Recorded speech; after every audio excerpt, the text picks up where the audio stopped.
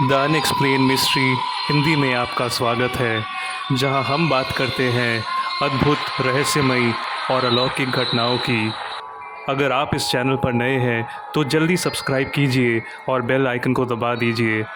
दोस्तों, ऐसा कहा जाता है सिर्फ उसी को मानो जो दिखाई दे, लेकिन जो चीज़ दिखाई दे रही है वो अगर इस दुनिया से परे हो तो देखने वाला क्या करे। आज की कहानी भी कुछ ऐसी है।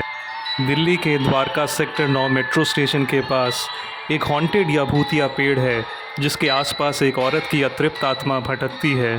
ये इलाका रात के 8 बजे के बाद काफ़ी सुनसान हो जाता है और कोई भी यहाँ से गुज़रना सेफ समझता नहीं है। इस जगह को कई लोगों ने दिल्ली का मोस्ट हॉन्टेड प्लेस भी कहा है। यहाँ के लोगों का ये मानना है कि कई बरसों पहले किसी औरत का यहाँ पर एक्सीडेंट हो गया था, जिसकी वजह से वो बहुत ज़ख्मी हो गई थी। वो काफ़ी देर तक रोड पर पड़ी रही और तड़पती रही।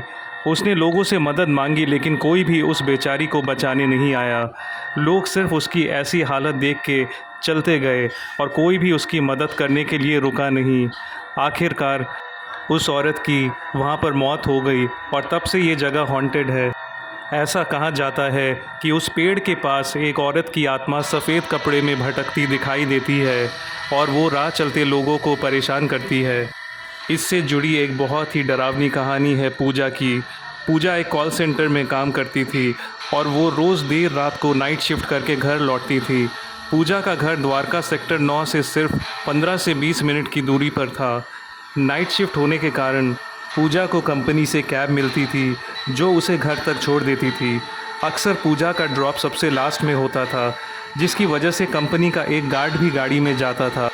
ये घटना 2010 जनवरी की एक सर्द रात की है। पूजा गुड़गांव के एक कॉल सेंटर में काम करती थी और उसकी शिफ्ट रात के 2 बजे ख़त्म हो जाती थी। उसे घर पहुंचते पहुंचते लगभग 3 बज जाते थे। कंपनी की कैब सेक्टर 9 वाले रास्ते से नहीं गुजरती थी, लेकिन एक रात को पूजा की कैब को सेक्टर 9 से ही गुजरना पड़ा, क्योंकि उस रूट पर जिस रास्ते से कैब जाती थी उस रास्ते को खोदा गया था और उसमें काम चल रहा था। कैब का ड्राइवर संजय सेक्टर 9 के भूतिया पेड़ के बारे में पहले से ही जानता था और इसीलिए वो वहाँ से गुजरने के बारे में बहुत नर्वस था। उसने पहले ही गाड़ी में मौजूद पूजा और गार्ड किशन को सेक्टर 9 की पूरी कहानी बता दी। पूजा काफ़ी मॉडर्न थी और वो भूत प्रेत में विश्वास नहीं करती थी। वो ये कहानी सुनने के बाद बहुत हंसने लगी और बोली, क्या भैया, आप भी कैसी बातें मानते हैं? लगता है आप बहुत ज़्यादा हॉरर फिल्म्स देखते हैं। ड्राइवर संजय बोला, मैडम कुछ भी हो, अगर वो औरत दिखाई दे तो उसकी तरफ देखना मत। गाड़ी कुछ देर तक चलती रही और मौसम बहुत ज़्यादा ठंडा था। दिल्ली में सर्दी के मौसम में काफ़ी कोहरा छाया रहता है और उसकी वजह से रोड पे कुछ भी साफ साफ नहीं दिखाई दे रहा था। गाड़ी धीरे धीरे द्वारका पहुंची और कोहरा छटने का नाम ही नहीं ले रहा था। ड्राइवर संजय को पता था कि सेक्टर 9 बिल्कुल सामने है और डर से उसका गला सूखने लगा। मन ही मन उसने भगवान को याद किया और कांपते हाथों से स्टीयरिंग व्हील को संभाला। गाड़ी अब बिल्कुल उस भूतिया पेड़ के सामने से गुजर रही थी। पूजा बोली, देखा भैया, मुझे पता था ये भूत वूत सब नॉनसेंस है। ड्राइवर संजय बोला, मैडम ऐसा मत बोलिए। इतने में गार्ड किशन चीखता है, गाड़ी रोको, सामने एक औरत है।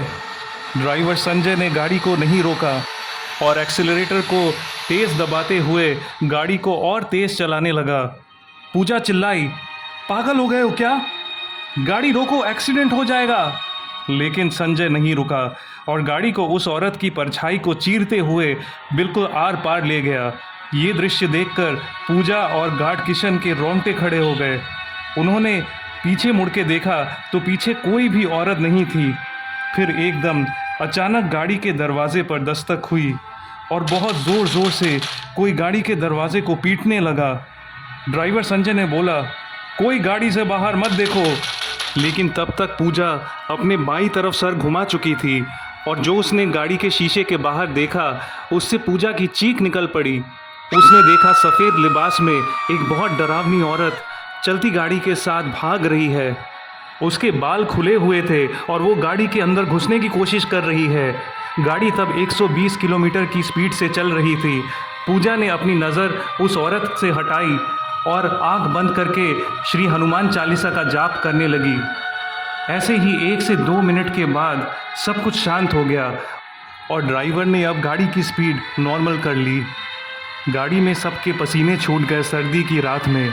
और तब संजय ने बोला, मैडम, हम हर रोज़ सड़कों पर रात को निकलते हैं, ऐसी बातें भी सच हो जाती है। हमें इन बातों का मजाक नहीं उड़ाना चाहिए। ये तो अच्छा हुआ कि आपने गाड़ी से बाहर देखना बंद किया, नहीं तो वो औरत अभी गाड़ी में घुसकर आपकी जगह बैठी हुई होती। अगर आपको भी ऐसी अद्भुत और रहस्यमयी कहानियाँ पसंद है तो इस चैनल को सब्सक्राइब कीजिए और बेल आइकन को दबा दीजिए। वीडियो पसंद आई हो तो लाइक कीजिए और ज़्यादा से ज़्यादा लोगों तक इस वीडियो को शेयर कीजिए। जल्द ही फिर मुलाकात होगी एक और अनएक्सप्लेन्ड मिस्ट्री के साथ।